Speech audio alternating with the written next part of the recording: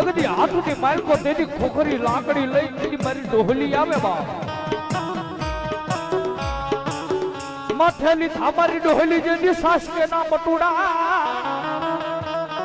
અને તેની મારી ડોહલી વરાનગરની માલકો હાલી દેતી પછી બા એ માથે મોટું કડી લીધી મોડી માવડી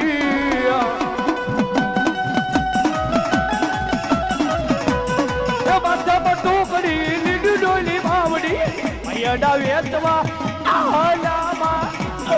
મૈયાડા વેચવા આ